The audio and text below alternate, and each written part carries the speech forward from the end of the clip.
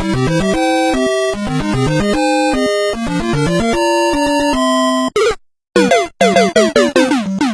Friends, இன்னைக்கு நான் புதுவேல் கிட்ட கருணாவல்குடிங்கிற ஊர்ல இருக்கேன். இங்க எனக்கு தெரிஞ்ச ஒரு அண்ணா அவர் பேரு மணி.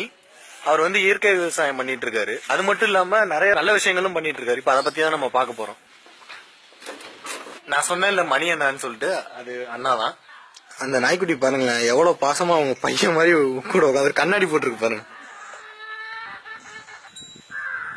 இளநீ செம்ம டேஸ்டா இருக்கு. இது ஸ்ட்ரான்னு நினைச்சிருப்பீங்க, இது ஸ்ட்ரா கிடையாது. ஆக்சுவலா இது பப்பாளி இலையில வர்ற தண்டு. இதான் இயற்கையா இங்க ஸ்ட்ராவா யூஸ் பண்ணிட்டு இருக்கோம். இதுல குடிக்கும் போது டேஸ்ட் இன்னும் நல்லா இருக்கு. இவங்க தோட்டத்துல பாத்தீங்கன்னா எந்த விதமான பூச்சி மருந்தும் அடிக்காம நேச்சுரலா பண்ணிட்டு இருக்காங்க. வாங்க அதை போய் பார்க்கலாம். இது பழக்கரசம்.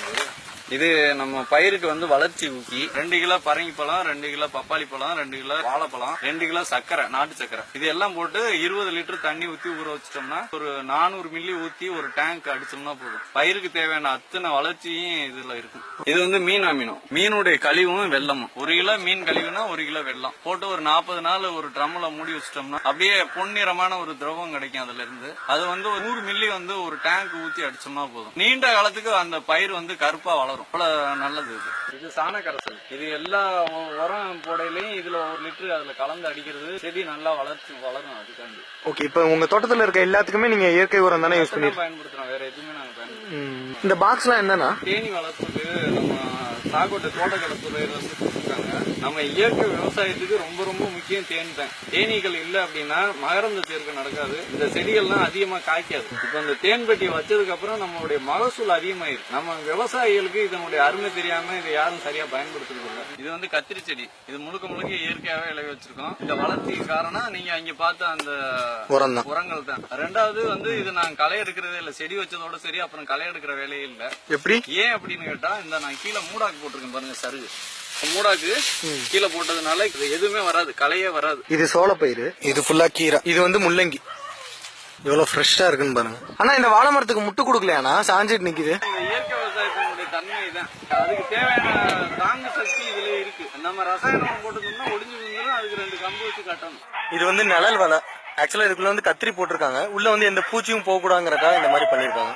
இப்ப நம்ம ஊர்ல பாத்தீங்கன்னா அங்கங்க பிளாஸ்டிக் ரைஸ் எல்லாம் வர ஆரம்பிச்சிருச்சு.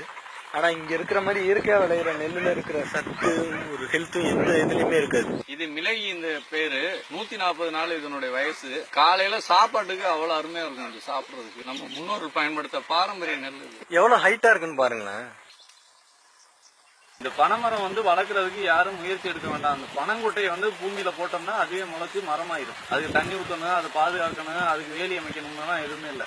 அதே மாதிரி நமக்கு இந்த பனைமரம் இருந்துச்சுன்னா அடுத்த தலைமுறைக்கான தண்ணியை சேகரிக்கிறதுக்கு இது ஒரு வழி. இந்த வேலிக்கருவு இருந்துச்சுன்னா இருக்கிற தண்ணியை பூரா நாசம் பண்றதுக்கு அது ஒரு வழி. நம்மளுடைய நீர்நிலைகள் எல்லாம் பாதுகாத்து நீரோட்டத்தை உற்பத்தி பண்ணணும் அப்படின்னா, நிலத்தடி நீர் பெருகணும் அப்படின்னா பனைமரம் வளர்க்கணும், வேலிக்கருவை அழிக்கணும். இது 2யும் உறுதியா செஞ்சோம்னா அடுத்த தலைமுறை நிம்மதியா வாழ்றதுக்கான ஒரு வழிவகை நம்ம செய்ய முடியும். இப்போதைக்கு நமக்கு ரொம்ப முக்கியம் இந்த பனைமரத்தை வளர்க்கறதும் வேலிக்கருவை அழிக்கிறது தான். முக்கியமா காலையில எழுந்ததும் நம்ம குழந்தைகளுக்கு முதல்ல கொடுக்குற விஷம் என்னன்னு கேட்டீங்கன்னா பேஸ்ட் தான். இந்த வேப்பங்குச்சியை பயன்படுத்தினோம்னா இந்த பல்லும் பாதுகாக்கும். அதுல இருக்க ஈர்கள்ல இருக்க கிருமிகள் அத்தனையும் சாகடிக்கக்கூடிய தன்மை இந்த வேப்பங்குச்சிக்கு உண்டு. நம்ம முன்னோர்கள் அழகா பேஸ்டையும் பிரஸையும் ஒரு குச்சியில கொடுத்துட்டு போனாங்க. நம்ம இதை தூக்கி போட்டு பேஸ்டுக்கு தனியா காசு, பிரஸுக்கு தனியா காசு கொடுத்து வாங்கி இன்னைக்கு திரும்புற பக்கம் எல்லாம் பல்லாஸ்பத்திரி. அவங்க சொல்ற அந்த கெமிக்கலை நீங்க பயன்படுத்தி உங்களுக்கு பல்லு நல்லா இருக்குன்னா இல்ல, அவ்வளவு பேருக்கும் பல்லு உடஞ்சு கட்டிட்டு இருக்கு. 100 வயசு வரைக்கும் இதை பயன்படுத்தணும். பல்லு விழுகாம இருந்துச்சு. இந்த வேப்பங்குச்சி அவ்வளவு முக்கியம். இன்னைக்கு அமெரிக்காக்காரன் வேப்பங்குச்சியை பயன்படுத்த ஆரம்பிச்சுட்டா நம்ம இதை தூக்கி தூர போட்டுக்கிட்டு உட்கார்ந்துட்டு இருக்கோம்.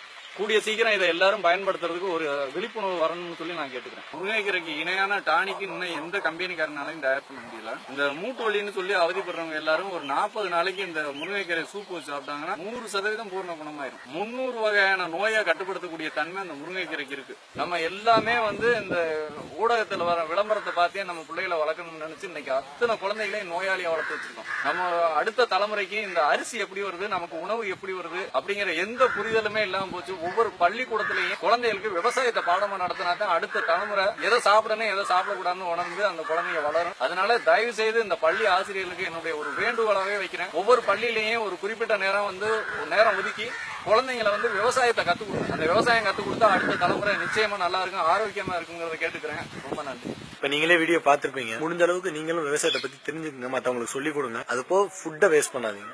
இந்த வீடியோ பிடிச்சிருந்தா லைக் பண்ணுங்க, ஷேர் பண்ணுங்க, கமெண்ட் பண்ணுங்க, சப்ஸ்கிரைப் பண்ணுங்க. பை. விவசாயி